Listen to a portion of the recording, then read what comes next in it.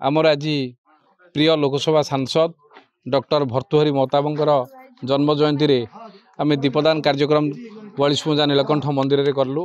एथे समस्त आम बयालीसमुजा अंचल कर्मी माने सहयोग करले, उपस्थित रहिले, तांकर दीर्घ जीवन कामना करी सुख निरामय किपरि रहिबे आ तांकर केमती उत्तरोत्तर उन्नति हबो से पई आमे समस्त आज प्रभुଙ୍କ पाखरे दीपदान करिचु। आमर सांसद रत्नकर भविष्य किभଳି उज्जवल हबो आ परे मध्ये आमे रखिचु। आमर बयालीसमुजा एरंच प्रौढ़ निवास रे फलदान कार्यक्रम करा जिवो। तापर धवलेश्वर मध्ये अनेक कार्यक्रम रहिछि। आमे एभଳି आज तांकर जन्मदिवस को बड़ उत्साहित सहित धूमधाम रे पालन करिवु। आज तांकर भर्तृहरि सारंकर आज 69तम जन्मदिवस तांको जन्मदिवस निराडंबरे आमे ठाकुरन पाखरे प्रार्थना करिकि पालन कलु। 108 दीप जाळिलु। तापरे अच्छी वृद्धाश्रम रे फल बंटन करा जिवो।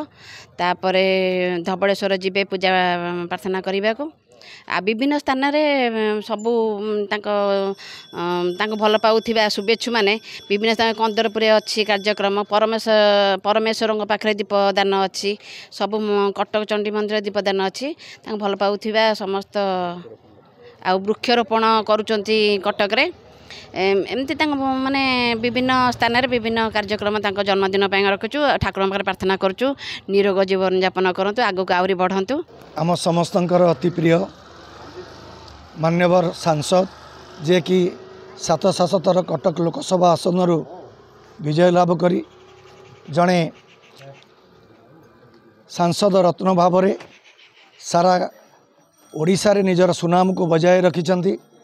से व्यक्ति जड़े विनम्रतार व्यक्तित्व, जड़े भद्र सरल एवं विज्ञ विचक्षण व्यक्तित्व एवं सांसद रे जड़े विचक्षण सांसद भाव में जड़े राष्ट्रनीतिज्ञ भाव में सारा भारत वर्ष तांको जानिछि।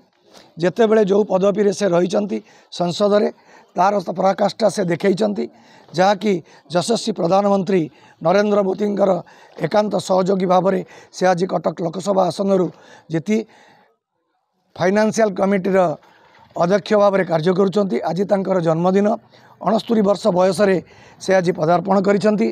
तांकर निराभय जीवन एवं से किभଳି भाव में ये ओडिशावासी सेवा करने जो आप्राण चेष्टा करने उद्यम करिसेंती आज नीलकंठनाथ पाखरे आमे समस्ते उपस्थित रही तांकर शुभ कुसुमित भर स्वास्थ्य सहित आज भाव सेवा करने जो चेष्टा चल आग को पड़े रखी कटक ओडिशा धन्य जिला परिचित करने सहित ओडिशावासी सेवा करंतु यही आशा विश्वास रखी प्रभु नीलकंठ निकट में आज आम ये प्रदीप प्रज्वलन कलु।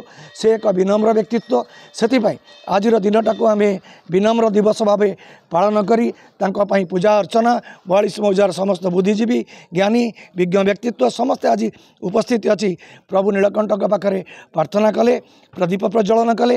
यापर आम समस्ते आमर एरंच पाखे अच्छे गोपबंधु पौड़ निवास सेठी जते अंत्यवासी अच्छा समस्त को आज फल मिष्टान एवं बिस्कुट बंटन करूँ।